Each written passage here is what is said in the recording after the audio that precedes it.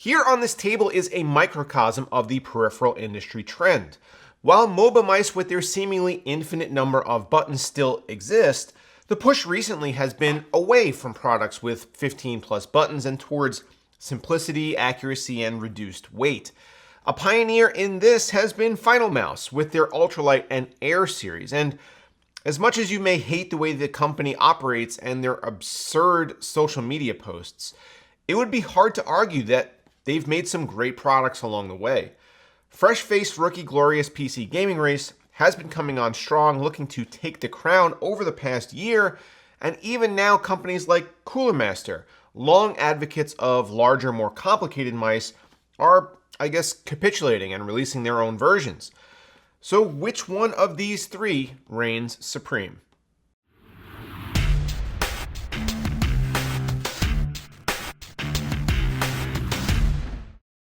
The Red Devil Radeon RX 5700 XT from PowerColor has arrived. Built on AMD's RDNA architecture and PowerColor's 10-phase Platinum Power Kit, the Red Devil features a triple fan cooler and massive heatsink for improved thermal and acoustic performance. Loaded with a metal backplate, RGB effects, and dual BIOS, the Red Devil is clocked well above other 5700 XTs on the market, ensuring you get maximum gaming performance with no compromises. Check out the link below to learn more. So this video is going to go over three of the most recent releases into the ultralight market, and they all happen to not only be ultralight but also ultra small. In an effort to outdo other mice manufacturers, the trend now is to get your product as light as possible, even if that means reducing the overall footprint down to what really amounts to travel size. Large, heavy, complicated mice are out, and svelte, small, perforated designs are all the rage. Let's first introduce who we got here in front of us, starting with the newest release, the Cooler Master MM710. Featuring the excellent PixArt PMW3389 sensor and Omron switches, rated for 20 million clicks, the MM710 weighs in at a feathery 53 grams. It's the most subdued mouse in this comparison today, as the only branding is the subtle Cooler Master hexagon logo on the palm rest. The body is constructed of molded ABS plastic and has the largest cutouts of any of the mice here that also extend down onto the sides and even out onto the left and right buttons. One thing that all of these guys feature is a super light and flexible cable. Cooler Master calls theirs Ultra Weave, and even though it's the stiffest of the three, it still feels pretty good, and it's leagues better than a stiff, braided, or rubberized cable as we've come to expect from most mice. I will say that before I used a mouse with a paracord type cable, I didn't really know what I was missing, and I honestly didn't much care. But now that I have, that's really all I want to use from now on. It makes the mouse feel wireless without running into any of the battery or latency issues that you experience from actual wireless mice. The body construction is the, middle bowl of porridge here. It's shorter than the Model O, but longer than the Ultralight 2, and it's actually the widest one by just a little bit. It's also the tallest. It's got the biggest bulge around your palm grip. Just keep in mind that we are talking millimeters here though, so unless you're actually doing a comparison like this, it's probably unlikely that you would notice. I wasn't a huge fan of the shape of the mouse, which is probably the biggest problem for me. The width of the rear section and the curves on the sides just didn't sit well in my hands, but this is pretty subjective. What's not subjective though is the construction of the MM710. It's not great. The first review unit I received from Cooler Master creaked like crazy. It almost felt like the structural integrity of the mouse had somehow been compromised by punching so many holes in every surface. When I told them about this, they quickly got me over another sample, this one, stating that the original batch that was sent out to reviewers was done actually in error, and those were an alpha unit not meant for distribution. So this is the second MM710 that I have, and it's the same. The sides of the mouse are so flexible that you can actuate the back button just by squeezing the body.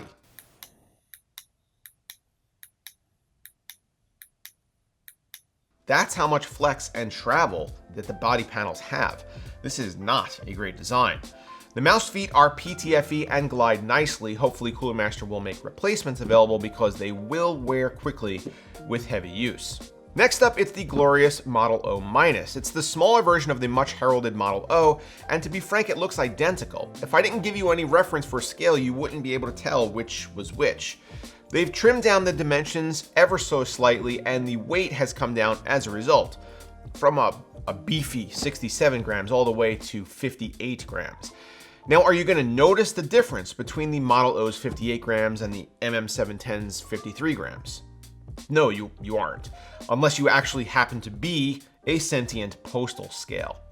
You do feel a difference in size and shape, however, when you put them side by side, as the O minus is the largest of these three mice, and especially for my, I guess, larger than average hands, this makes it fit into my grip the best of these three. It's still way too small to do anything but fingertip though, which is kind of the direction my gaming has been moving in anyway, so I don't really mind. It uses the PixArt 3360 sensor, which for all intents and purposes is functionally identical to the 3389, albeit with slightly less fine adjustment of DPI.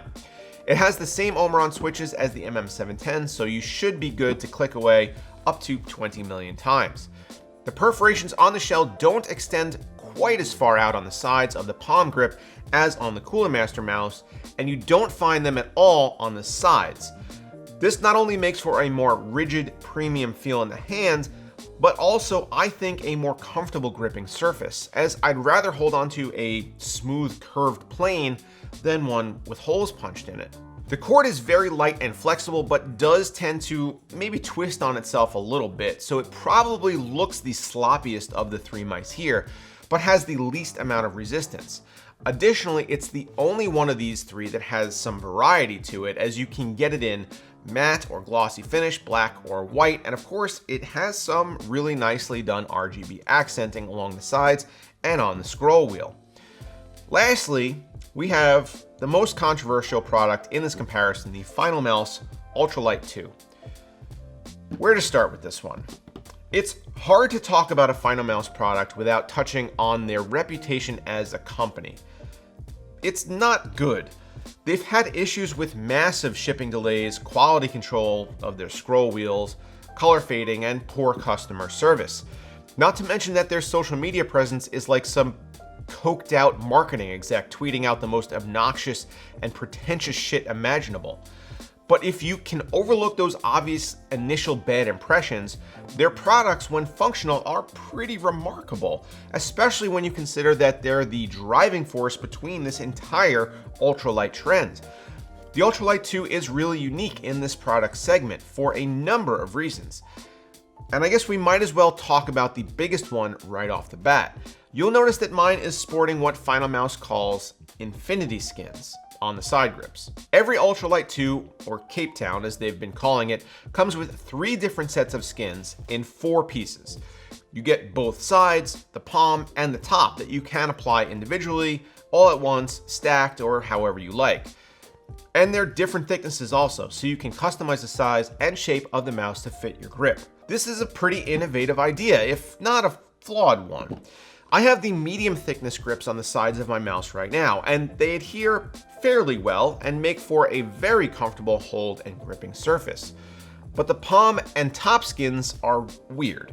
They don't sit flush and you have to constantly press them back into place, and the ripples that form by bending them into the right shape to fit onto the mouse are uncomfortable on your hand. Plus, I question the assertion that they are reusable for any significant length of time, as the adhesive on mine has already started to weaken after a few applications and removals for testing. The mouse itself, though, is quite good. This is the best scroll wheel of the 3 mice by far. I'm not sure why it feels so right, but it's just in another league entirely.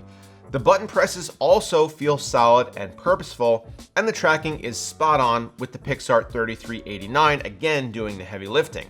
The cord is kind of a really good middle ground between the MM710 and the Model O. It's really light feeling and has very little drag, but it doesn't twist on itself at all. There is one issue you will have to be okay with orange, as this is the only colorway the Cape Town comes in. The shell itself is left the natural color of the polymer. Finalmouse says this is to promote adhesion of the skins, but it does mean that we see it as an off-white color instead of maybe pure white like the Model O. Weighing in at 47 grams though, it's hard to argue that this is an impressive feat of engineering, as it's even lighter than the MM710 without any of the structural issues that we saw there. However, as it's the smallest mouse that I've ever used on my desktop, it was a little difficult to get used to using. So how is it to use all of these three?